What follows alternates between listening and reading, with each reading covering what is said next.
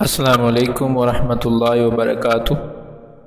عزیز طلباء و طالبات، معزز خواتین و حضرات، آج کی اس نشست میں ہم پروویڈنٹ فنڈ کے بارے میں اور اس سے ملنے والے منافع کے بارے میں جاننے کی کوشش کریں گے۔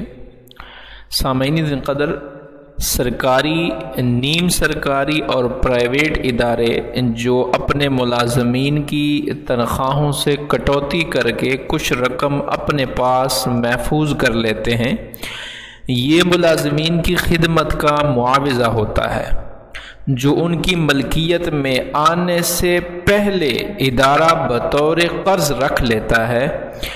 اس قرض کے بعد ملازمین کی حیثیت قرض خواہ یعنی قرض دینے والے اور ادارے کی حیثیت مقروض کی ہو جاتی ہے۔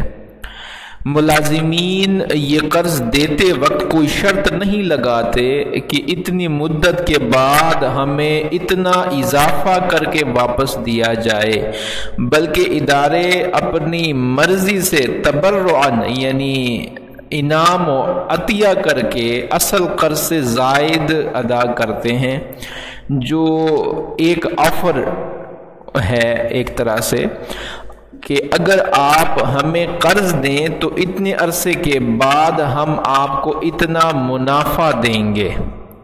اس لیے پروویڈنٹ فنڈ سے ملنے والی اصل رقم اور زائد رقم دونوں جائز ہیں۔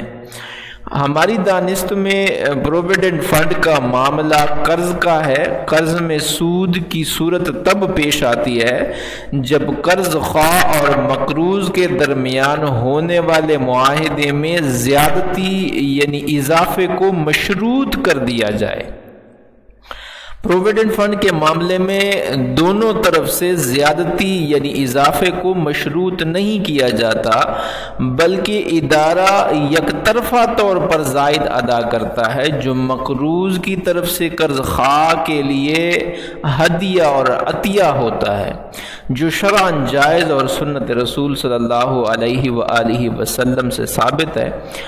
ابو القاسم الحسین بن محمد اصفہانی کہتے ہیں کہ اصل مال پر زیادتی کو سود کہتے ہیں، لہذا شریعت میں ہر زیادتی سود نہیں کہلاتی، بلکہ سود وہ زیادتی ہے جو مشروط ہو۔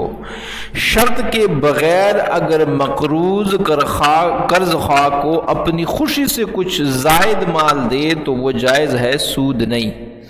المفردات فی غریب القرآن صفحہ نمبر 187 کے اوپر یہ تصریح موجود ہے۔ اسی طرح ابو منصور محمد بن احمد الازہری اور محمد بن مکرم بن منظور الافریقی اور محمد مرتضی الحسینی الزبیدی یہ فرماتے ہیں کہ زیادتی دو طرح کی ہے۔ حرام وہ زیادتی ہے جو قرض کے ساتھ وصول کی جائے یا اس سے فائدہ بطور شرط حاصل کیا جائے۔ جو حرام نہیں وہ یہ ہے کہ مقروض مدت مقررہ پر اصل رقم سے زائد بطور ہبہ کچھ اضافی مال قرض خواہ کو غیر مشروط طور پہ دے دے، تو گویا قرض دیے ہوئے اصل مال پر مدت کے مقابلہ میں شرط اور تعیین کے ساتھ لی جانے والی زیادتی سود ہے، جبکہ پروویڈنٹ فنڈ کے معاملہ میں ایسا نہیں ہوتا، بلکہ وہ قرض کا معاملہ اور ہبہ کا معاملہ یعنی تحفہ دینے، کچھ اضافی یک طرفہ طور پہ دینے کا معاملہ ہوتا ہے۔ ملازمین نے مطالبہ نہیں کیا ہوتا، نہ ہی کوئی مدت معین رکھی ہوتی ہے، نہ ہی کوئی معین اضافہ مطلوب کیا ہوتا ہے۔ اس لیے ہماری دانست میں پروویڈنٹ فنڈ سے ملنے والا منافع اس کا وصول کرنا اور استعمال کرنا جائز ہے۔